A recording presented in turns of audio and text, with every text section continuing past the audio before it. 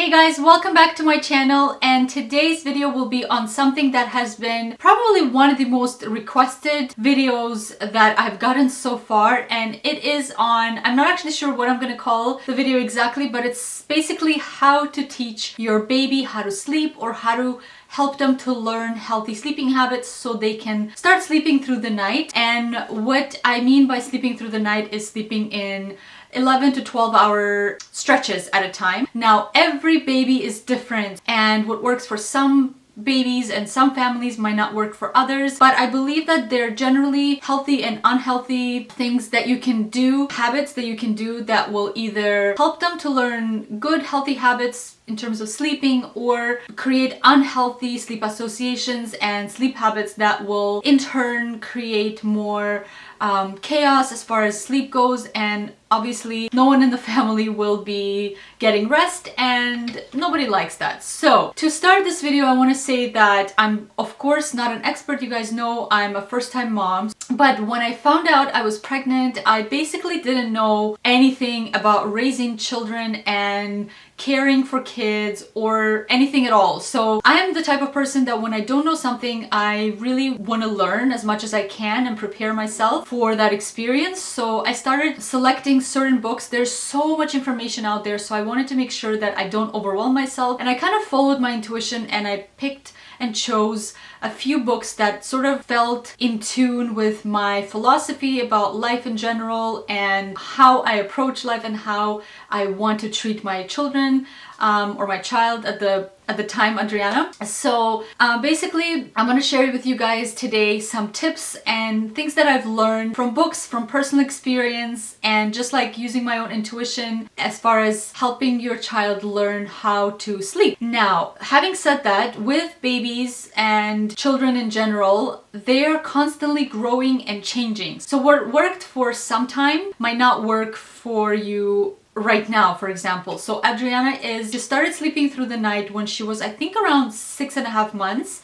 And when I say, again, sleep through the night is literally sleeping from, like, we would put her to sleep at 7:30 and she would sleep until the next morning. You know, by the time she falls asleep, let's say 7:30 to 8, and then she would sleep until the next morning and would wake up anywhere between like 7 to 9, let's just say, like the average. So I think that was around like 6.5 months. And since then to now, she's almost 16 months. She'll be 16 months at the end of this month. There have been times where she's gone through a sleep regression. Now, sleep regression is something that is completely normal for babies to go through when they are going through developmental leaps, or they're teething, or going through something like major developmental things that they experience.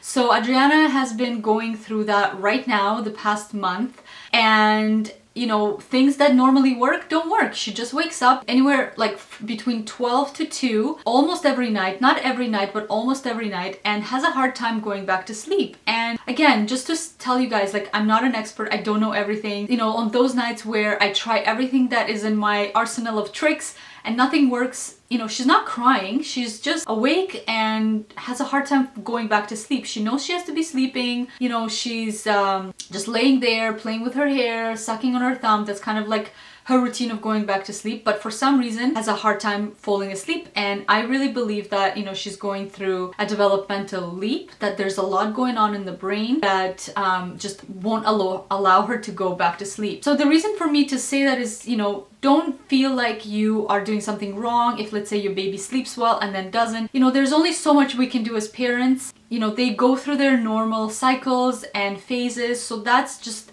normal. However, there are definitely things that we can do as parents to help children or babies learn how to sleep, because I really believe that babies are born with a desire to sleep. Like, our bodies want to sleep. Our bodies know that sleep is good for us because it's when we are not only restoring ourselves and stuff, but for babies, it's when they are growing. If the baby is not sleeping, the body is not producing the growth hormone. So the baby is actually not growing at all unless it's sleeping. So that's why sleep is the absolute most important, most crucial aspect of child rearing, in my opinion. And from my research and just my personal experience, sleep sleep is even more important than nutrition. I know it sounds crazy, but to be honest with you guys, again, from personal experience, when Adriana is well rested, she is happier, she's less fussy, she has a great appetite, she eats well, she plays, she's just overall happy and rested. And it makes sense because as a newborn and as a child in general, as a baby in general, there's just so much input of information happening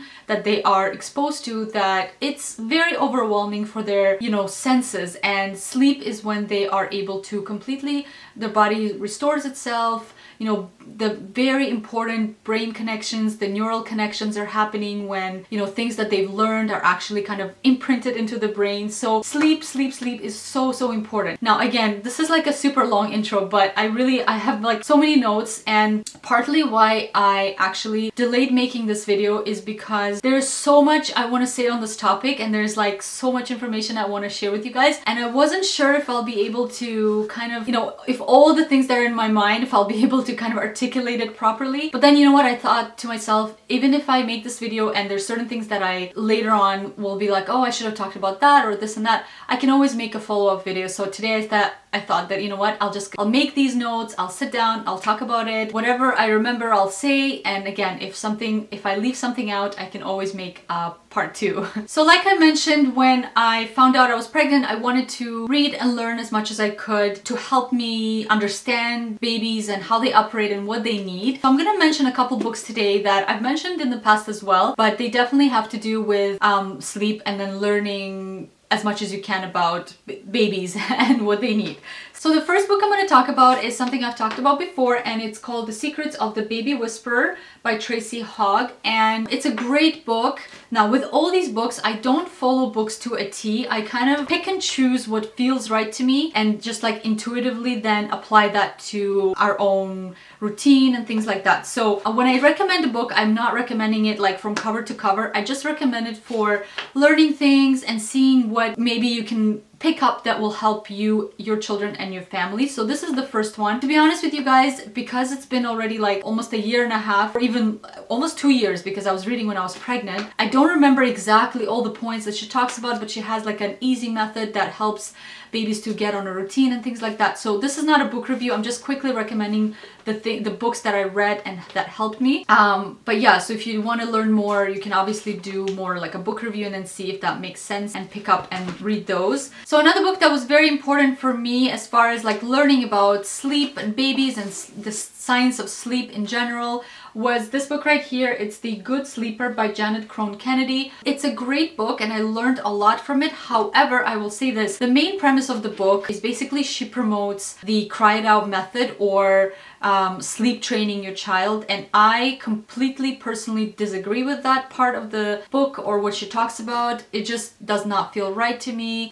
When Adriana was, I think, around 5 months, I was so exhausted from just like being sleep deprived that Dimitri kind of just kind of tried to talk me into trying this method. And we did it maybe like 2 nights or something where she cried for 10 minutes or whatever it was, very short amount of time. And I could not handle it. I know that it works for a lot of people, but it's definitely not something that works for me. It doesn't feel natural. It feels counterproductive or counterintuitive, because as a mother you want to be there when your child cries. There's a reason they're crying. Just in my opinion, like when they're ready, they will sleep. When they're physically, mentally, and emotionally ready, they will sleep. That was my kind of belief going into it. So even though I was exhausted, he kind of convinced me to try it, because he's like, well, you don't know, maybe she'll, won't cry at all. Maybe she'll just go back to sleep. And I said, okay, let's try it. But I can't handle the crying. I think it's cruel, in my opinion. Again, I'm not judging if somebody, does this and it works for you, but I don't know, I just feel like it's causing more damage to the child than anything else. Again, my opinion, you don't have to agree with it or disagree with it. So I don't agree with that part. But again, there's a lot of information on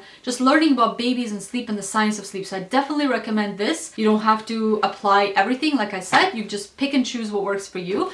And something I learned from that book that I didn't know before is basically for babies, sleep, like for adults, sleep is about like an 8-hour cycle. For babies, it's a 24-hour cycle. So what that means is their naps will affect the night sleep and the night sleep will affect the naps. So it's kind of like, you know, like a cycle that is hard to break into if either the naps or the night is broken, they're kind of, you know, controlling each other or affecting each other. So that's why for me from day one, it was so important to establish a good routine and also make sure that naps are taken care of. And like nap times are completely sacred for me because I know that when she sleeps well during the day, she will actually sleep better at night. And you would think that like, oh, you know, if the baby's sleeping so much during the day, they're gonna sleep less at night. It's actually the complete opposite. When they sleep well during the day, they actually sleep way better at night. It's because, you know, their nervous system is just under control and well rested and is at peace, you know, when you're tired. And something else I learned from this book was actually very interesting, I didn't know that before, is when our bodies are tired, just human beings in general, but you feel that more in babies because they're so little. When our bodies are tired, or overtired rather, the body starts to produce a stress hormone, cortisol, and physically makes it impossible for the body to fall asleep. And I'm sure you guys have experienced that as well. I know I have for sure. When I'm overtired, I'm so exhausted, I'm laying there, I'm just dying to fall asleep, but I physically can't. It's because you kind of pass that stage of tiredness and you go into an overtired stage.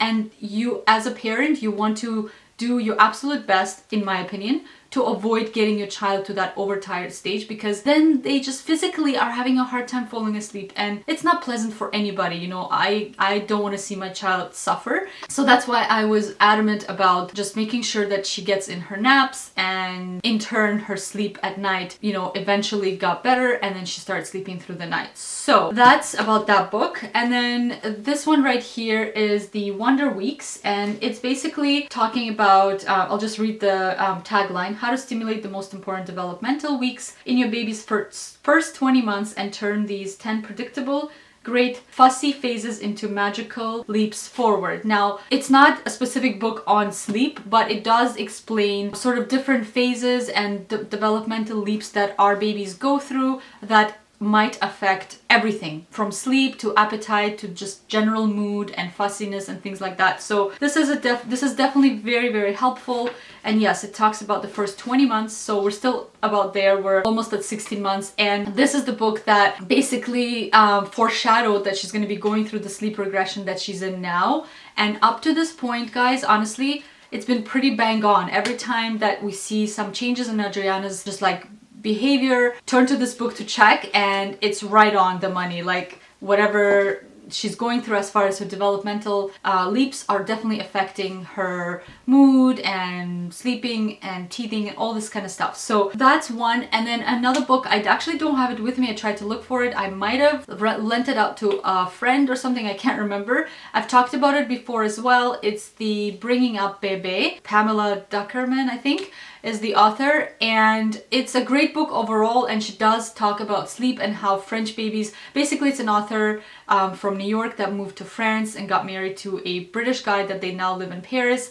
And she noticed that French kids are just well behaved. They sleep through the night at like 2-3 months or 4 months, whatever it is. They're eating well, they're well behaved, blah blah blah. So specifically about sleep though, there's certain things that she noticed that French parents would do, but like it was kind of like this unspoken rule that they all did it, but nobody, like if you ask them, oh, you guys do something different, they would be like, no, we don't do anything different. But then when she did further research, she found out that they do certain things like la pause, for example, where, you know, if your child is sleeping or if your baby is asleep and then kind of wakes up and starts making noises, they don't run immediately to the baby, because what that does is, you know, creates certain habits in the baby that, okay, if I make a noise, I will be picked up or whatever. Oh, and also it breaks their cycle. So babies are learning how to, I have so much, you guys see why I was hesitant to make this video, because it's probably going to be super long and there's just so much to cover. So I hope I'm making sense, and I hope you guys can get something out of this video as far as like some tips and things like that. So basically sleep is a 45-minute, like an hour, 45-minute cycle. So as the infant goes through, like as the newborn goes into like comes out of this the newborn slumber, because as newborns they sleep constantly just to wake up to feed and stuff like that, and as they're more and more awake, they need to learn how to connect those sleep cycles together. So basically your baby will be waking up, let's say in like an hour cycles or so. So it's our job as parents to help them learn how to connect those cycles. Now, as a newborn, your baby will not know the difference between night and day. So something that I did at the beginning when she was just a newborn, just to help the circadian rhythm to kind of kick in, is during the day I would keep her in the light when she would sleep, and then at night of course she's in the dark. So that helps to, I think it's between like a month to 2 months, they kind of, even maybe like 4 to 6 weeks or something like that, they learn night and day and slowly start to understand like, okay, daytime is for, you know, more like awake time, and then nighttime is for sleeping. But that comes again with time as they slowly grow and develop. So the pause helps the parent to give the child or give the baby a chance to learn to self-soothe. And that is something that is absolutely crucial with babies, is for them to learn, again, independent sleeping habits and how to learn to sleep. And it's something that not only will affect them in, you know, as they're babies or children, it will affect them later in life as adults as well. Because whatever we learn as babies, you know, we kind of take it into adulthood with us. So it's, I don't know, I just felt like it was such a big responsibility for me to help Adriana to learn healthy sleeping habits so she won't have any problems in the future. You know, she'll be able to, like Dimitri, for example, he puts his head on the pillow and in 5 seconds flat, he's asleep. I have a sleep association where I have to read to fall asleep. I know it's not super healthy, but you know what? It's just, again, it's a habit that I've created, and you know, I gotta read like a few pages or so and then I kind of pass out. So basically what I'm trying to say is there are lots of things that we can learn to help our children, and the pause is one of them, and it's very, very powerful. It basically helps you to, you know, it doesn't say that you just stand back and let them cry. As you guys already saw, I don't agree with that.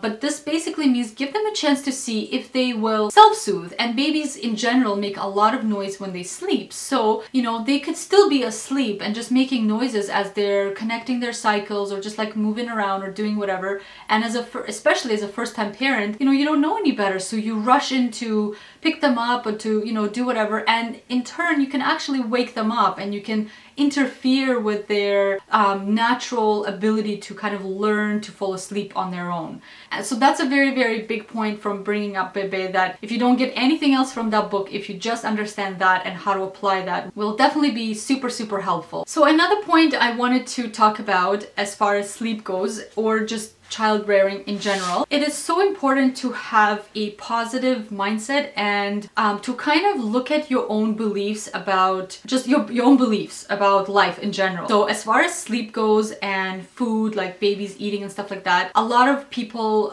email me and message me and stuff, and they ask me on, you know, my child is not sleeping well or is not eating well, you know, what do you recommend? And obviously, again, I'm not an expert, so I'm not gonna claim that by any means. And unfortunately, because I only have one child and I kind of started things from day one, quote unquote, on the right track, I don't have experience and I don't know how to like fix, you know, if your child is already older, I don't unfortunately know what to recommend in that regard. All the things that I'm recommending today or talking about today, it kind of has to do with like if you are expecting now or if you have a newborn. It's more applicable to someone who is just a newborn, but I don't know what to recommend as far as like if the child is older, unfortunately, simply because I just don't have the experience with that. So, but taking it back to mindset is, I just believe that as parents, you know, as people in general, we all have certain beliefs that we have developed through our lifetime. And when we have children, we sort of subconsciously pass those beliefs onto them and project certain things onto them. So it could be a very, very subtle subconscious belief that you have about sleep or eating or whatever sure that you're kind of passing on to your child, you know, if your belief is like, oh, babies don't sleep well, you know, until they're older or something, you are passing that on to your child very indirectly and subconsciously, but you still are. Just from my personal experience, I know that when I have certain beliefs, I can see them being kind of passed on. So I always try to work on myself and see, like, you know, just try to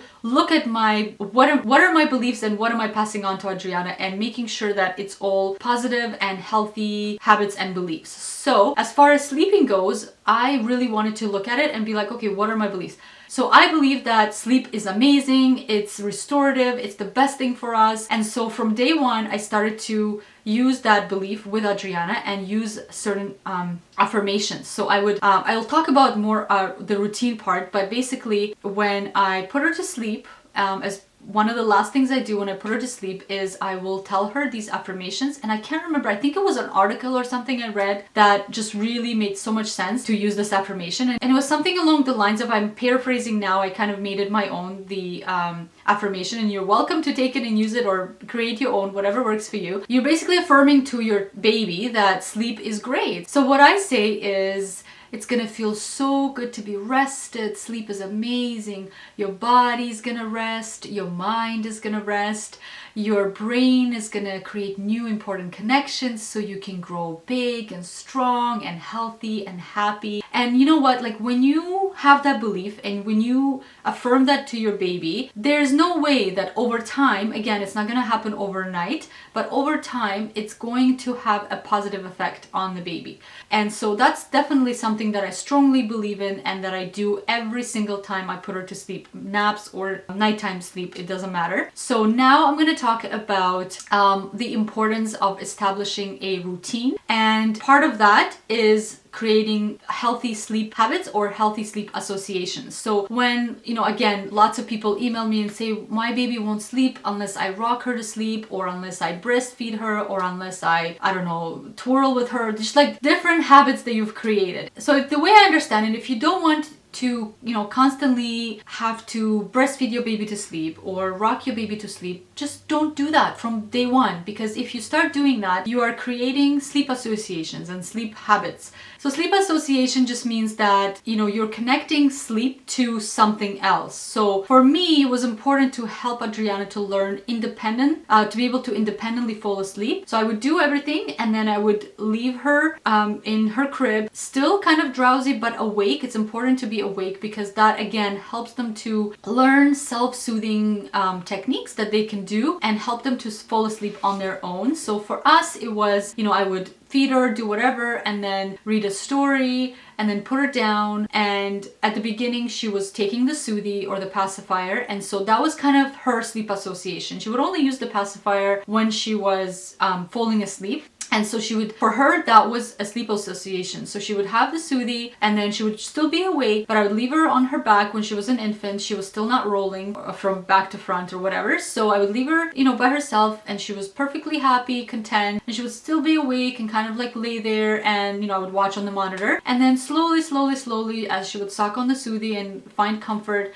she would fall asleep. So that kind of, for me, was a healthier alternative because I was helping her learn how to fall asleep on her own. Eventually, I think she was around, it was summertime, beginning of summer, maybe 6 or 7 months, she kind of weaned herself off of the Soothie or the pacifier and started to suck on her thumb, which, you know, there are bad things and good things about it. The good thing obviously is the pacifier can fall out, and then when they're little they can't find it, so they start crying looking for it and stuff like that. With the thumb, it's always there, it's always, you know, if you wash their hands, obviously it's clean, so it's just more convenient, especially when you travel. When we went to Greece, she was already off the pacifier, so it was very convenient, you know, the thumb is always there. So to this day, her sleep association is she starts sucking her thumb and just kind of twirling her hair, playing with her hair, and then slowly, you know, whatever goes on in her mind, she kind of goes into sleep mode. And part of the routine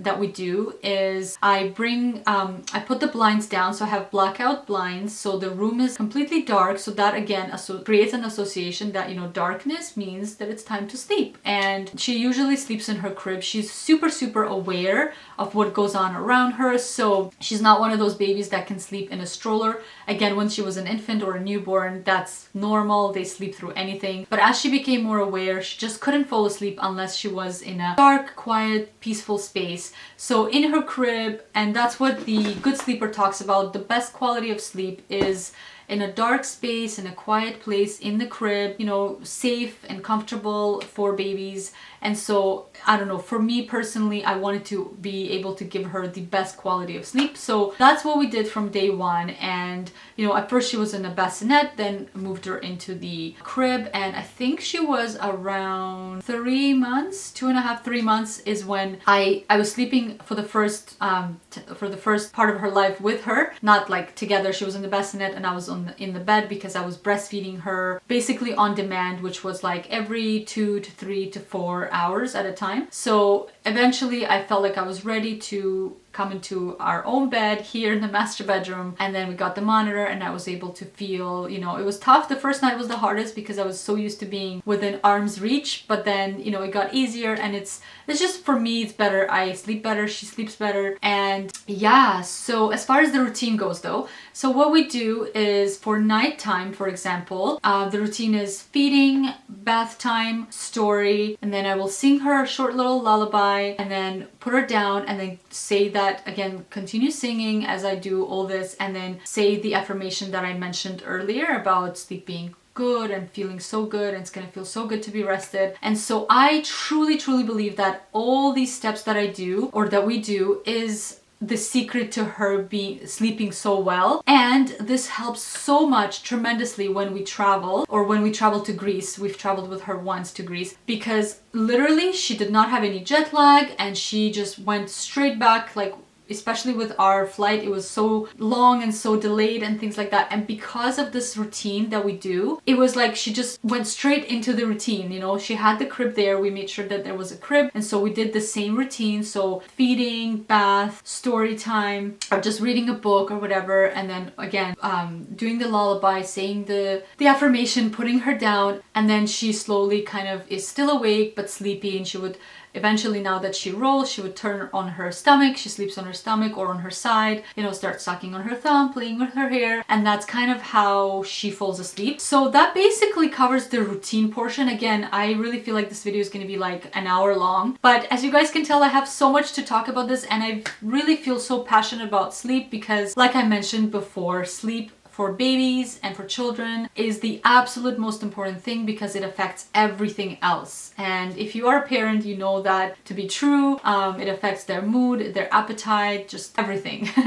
And so in turn, it affects your family dynamic. So I believe that those are all the points I wanted to talk about. So just to summarize, I want to just kind of go through things real quickly. Do your research. If you're just pregnant or thinking of getting pregnant, or if you have a newborn, it's worth the effort to do the research and to learn these techniques and things like that you can do healthy sleeping habits to help the baby to learn healthy sleeping habits and to learn to fall asleep on their own, because it's better for the baby, it's better for you and the family in general. And it's important to start this from day one as much as possible, because again, I don't know what advice to give as far as like later on as the baby is older. I'm not an expert in that regard, but I know that if you do certain things from day one and you create healthy sleep associations, then your baby will sleep better, because you know, they'll have these healthy sleep associations that they'll be able to take into adulthood with them. And I believe that's the greatest gift we can give our children, amongst many others, but helping them learn to sleep is very